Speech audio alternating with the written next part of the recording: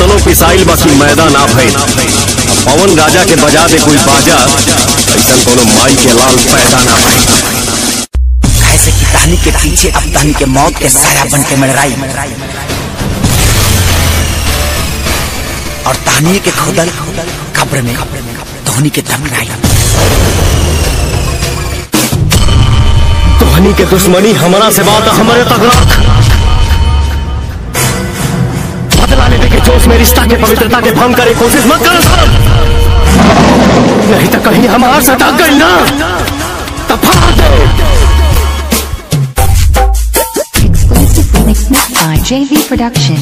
क्योंकि जब मैं मारता हूँ तो सिर्फ मारता हूँ, मेरे मारने के बाद कोई पांव पे खड़ा नहीं होता।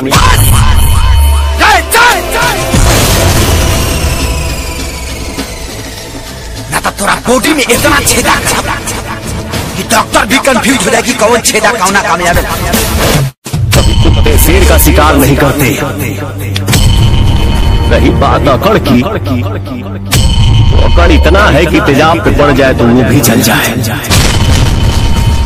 कुंडली में शनि, दिमाग में मनी, और पवन सिंह से दुश्मनी सेहत के लिए हानिकारक होता है। अरे कुत्ता क्या बिहार से खासी जब और दिल्ली तक लेके जाए, थोड़ा पिछवाड़ा में इतना बारूद बना बारूद कि धमाका यहाँ होई और सरकार दिल्ली तक ले जाए।